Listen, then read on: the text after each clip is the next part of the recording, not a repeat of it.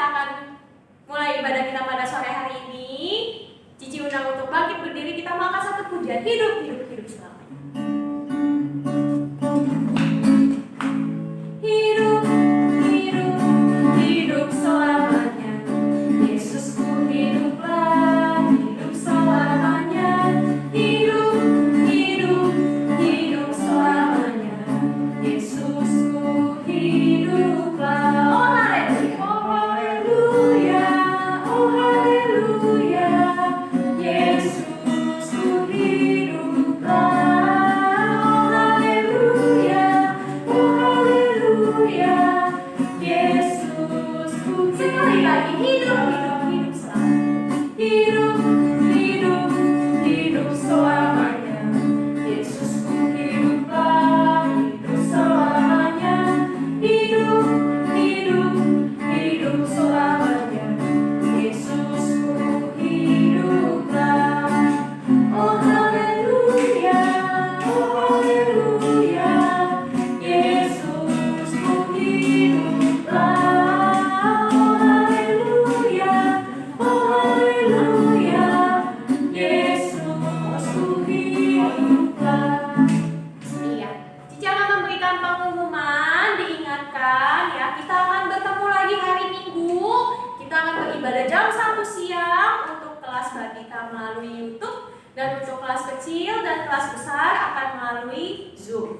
Nah, nanti Cici Kokonya akan kirimkan link Zoom-nya ke grup WhatsApp kalian ya, kalian bisa langsung klik di sana untuk boleh langsung masuk ke Zoom-nya buat beribadah.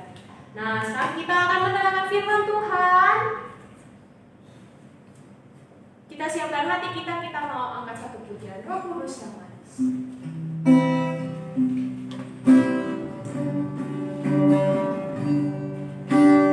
Buka hatiku untuk firman-Mu, ku ingin menjadi seperti Yesus. Berfirman-Lah Tuhan, ku mau mendekat dan melakukannya setiap hari. Roh Kudus yang manis, tolong aku menuruti firman Tuhan.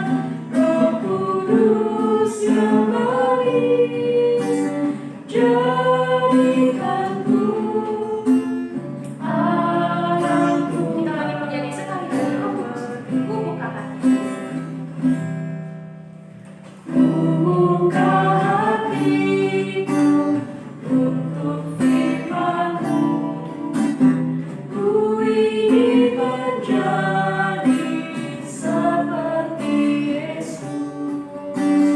Berfirman Tuhan, ku mau mendengar dan melakukannya setiap hari.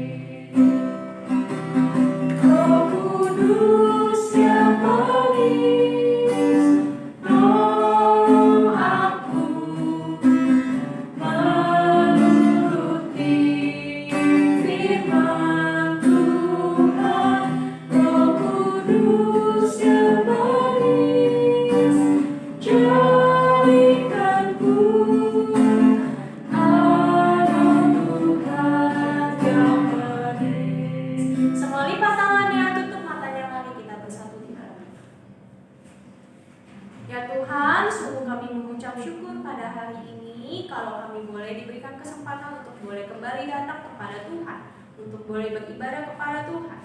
Ya Tuhan, kami telah menaikkan puji-pujian di hadapan Tuhan, dan sekarang kami mau mendengarkan firman Tuhan. Tolonglah kami, agar kami juga boleh mengerti dan boleh memahaminya dengan baik, dan boleh menanamkan segala firman Tuhan di dalam kehidupan kami.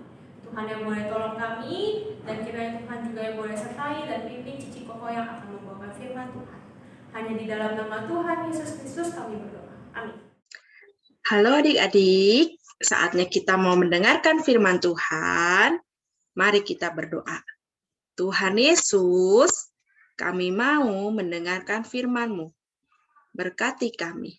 Di dalam nama Tuhan Yesus, kami sudah berdoa. Amin. Nah, adik-adik yang sudah pegang Alkitab, boleh dibuka. Tetapi adik-adik boleh sambil mengikuti apa yang Cici katakan. Adik-adik setelah itu di rumah bisa mengulangnya kembali dan membaca kembali firman Tuhan ya. Firman Tuhan diambil dari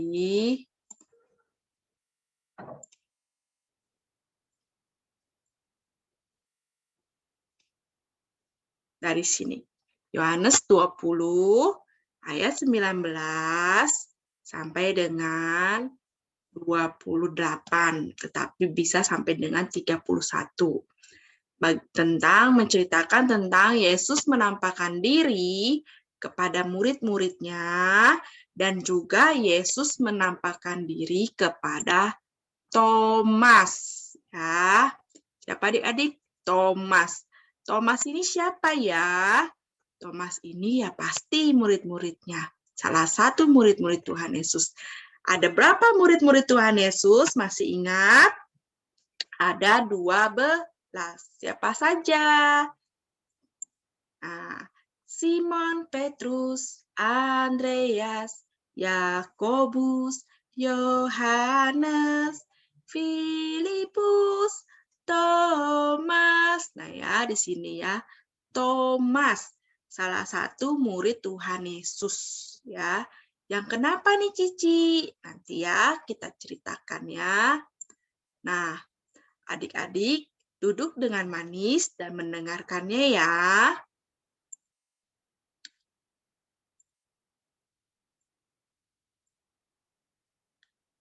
Di sini ada murid-murid Tuhan Yesus. Mereka ada di dalam satu ruangan tempat yang adik-adik bisa melihat. Pintunya tertutup apa terbuka nih? Tertutup ya. Pintunya tertutup. Bahkan bukan hanya tertutup, tetapi dikunci. Supaya apa? Supaya kalau orang mau masuk nggak bisa. Mereka tidak bisa membuka pintu itu karena pintunya tertutup dan terkunci. Adik-adik bisa melihat bagaimana mukanya murid-murid Tuhan Yesus. Mereka gembira, mereka sedih. Nah, mereka sedih dan mereka pun lihat ketakutan. Kenapa? Sudah di dalam satu ruangan, pintunya ditutup, dikunci, dan muka mereka ketakutan. Mereka takut apa nih adik-adik? Mereka takut kalau orang-orang Yahudi datang. Ya, datang mencari mereka. Mereka takut. Mereka nggak mau. Makanya mereka berkumpul bersama pada malam hari bersama murid-murid Tuhan Yesus. Mereka berkumpul, mereka tutup pintunya, mereka kunci, dan mereka berkumpul bersama pada malam hari. Karena mereka nggak mau orang Yahudi itu datang. Ketika itu Tuhan Yesus bisa datang di antara mereka. Padahal pintu terkunci, pintu tertutup. Tetapi Tuhan Yesus bisa hadir di tengah-tengah mereka. Dan Tuhan Yesus berkata kepada mereka, damai sejahtera bagi kamu. Ya jelas saja ya adik-adik, pasti murid-muridnya terkejut, murid-muridnya takut karena mereka tidak tahu siapa itu. Mereka tidak mengenalinya. Mereka dalam situasi, mereka dalam suasana yang begitu menakutkan setelah kematian Tuhan Yesus. Dan tiba-tiba Tuhan Yesus hadir di tengah mereka dan mereka terkejut, mereka takut. Mereka pikir itu siapa?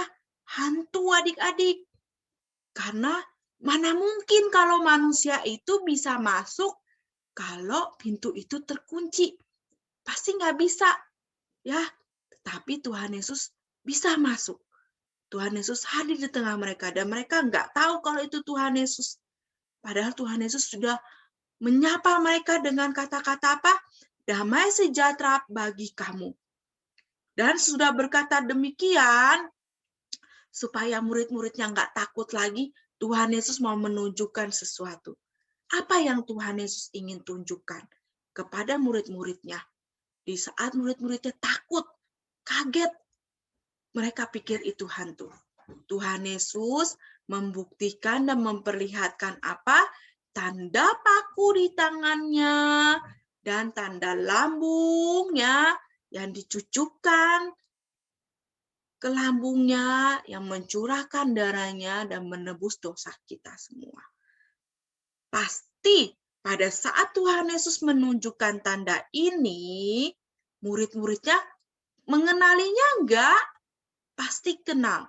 Mereka tahu bahwa Tuhan Yesus mati di atas kayu salib. Mereka tahu bahwa lambung Tuhan Yesus dicucukkan dan darahnya tercurah. Mereka melihat bagaimana Tuhan Yesus mati di atas kayu salib. Dan setelah Yesus menunjukkan kepada mereka, lalu murid-muridnya, bagaimana adik-adik? Murid-muridnya pun percaya. Dan murid-muridnya apa? Mengenali Tuhan Yesus. Dan murid-muridnya lihat bagaimana mukanya.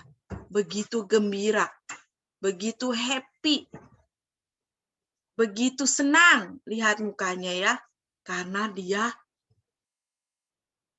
melihat Tuhan Yesus itu hidup. Tuhan Yesus itu bangkit dan hidup. Tuhan Yesus itu benar-benar hidup ya adik-adik. Dia datang dan dia menunjukkan dan dia bisa disentuh. Kalau hantu bisa disentuh enggak? Enggak. Hantu itu bisa berjalan, kelihatan enggak kakinya di atas tapak?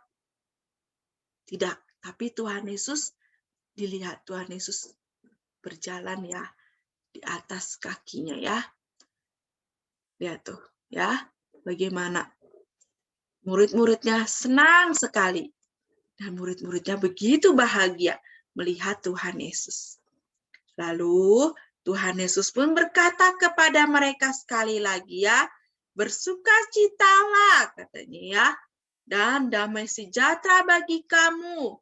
Sama seperti Bapa mengutus aku, demikian juga sekarang aku mengutus kamu. Tuhan Yesus datang punya maksud dan tujuan. Tuhan Yesus bukan cuma datang, tapi Tuhan Yesus mau murid-muridnya pun memberitakan firman Tuhan. Apa yang Tuhan Yesus berikan kepada murid-muridnya? Yaitu Tuhan Yesus mencurahkan Roh Kudus kepada mereka. Ya, jikalau di ayat 22, dan sesudah berkata demikian, ia mengembusi mereka dan berkata, terimalah Roh Kudus, ya. Terimalah Roh Kudus. Oke. Dan murid-muridnya pun menerima. Tahu adik-adik Roh Kudus itu apa? Roh Kudus itu sesuatu ya, dibuktikan dengan kasih, sukacita, damai sejahtera, ya. Buah-buah Roh. Roh Kudus yang manis, tolong aku. Ya, bagaimana murid-muridnya diberikan Roh Kudus. Dan kita pun menerimanya. Kita pun diberikan Roh Kudus. Tetapi adik-adik bisa lihat, di antara murid-murid itu ada yang tidak ada. Ada yang tidak ada berkumpul di sana. Nah, adik-adik bisa lihat, siapa dia? Thomas namanya. Tadi ya, 12 murid Tuhan Yesus. Ada yang bernama Thomas. Thomas ini tidak ada di antara mereka. Pada saat mereka berkumpul, Tuhan Yesus datang, Thomas tidak bersama-sama dengan mereka. Thomas tidak ada bersama-sama dengan mereka ya. Lalu, apa yang murid-muridnya lakukan? Murid-muridnya memberitahu kepada Thomas, ya. Tetapi apa yang Thomas katakan? Thomas percaya enggak? Thomas tidak percaya. Ya, di ayat 24 adik-adik bisa membacanya ya. Bagaimana mereka berkata ya kepada Thomas, tetapi Thomas berkata kepada mereka apa? Sebelum aku melihat bekas paku pada tangannya, ya, tangan siapa?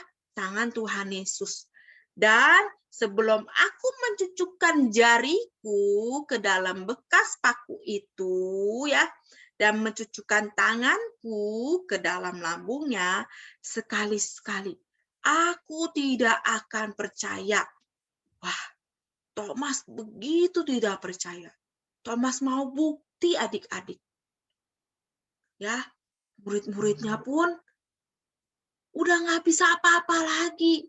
Dia sudah menyampaikan apa yang mereka lihat. Tapi Thomas tetap meminta bukti. Murid-muridnya menjadi apa? Geram ya, menjadi sedih. Mengapa Thomas seperti itu ya? Lalu apa yang dilakukan? Setelah 8 hari kemudian, murid-muridnya Yesus berada kembali di dalam rumah itu ya. Adik-adik bisa lihat ya. Murid-muridnya setelah berapa? 8 hari kemudian, murid-muridnya berkumpul kembali bersama. Ya, tuh lihat tuh. Mereka berkumpul kembali, pintunya pun tetap terkunci. Pintunya tuh tetap tertutup, tetapi Thomas ini nih, ada bersama-sama dengan mereka. Lalu pada saat mereka berkumpul kembali, Thomas berada bersama dengan mereka, Tuhan Yesus pun hadir di tengah-tengah mereka. Ya, Tuhan Yesus pun datang. Ya, siapa yang kaget? Thomas yang kaget. Oh, kalau murid-murid yang lain sudah tidak kaget karena mereka sudah tahu. Mereka sudah melihat Tuhan Yesus hidup. Tapi Thomas belum. Thomas pun kaget.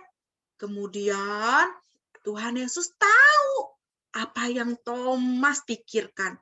Tuhan Yesus tahu kalau waktu itu Thomas berkata seperti apa. Tuhan Yesus tahu apa yang Thomas mau dan Thomas inginkan. Tuhan Yesus pun bilang apa? Kemudian ia berkata kepada Thomas, taruhlah jarimu di sini ya, dan lihatlah tanganku, katanya ya. Di ayat 27. Taruhlah jarimu di sini dan lihatlah tanganku. Ulurkanlah tanganmu dan cucukkanlah ke dalam lambungku. Dan jangan engkau tidak percaya lagi, melainkan percayalah.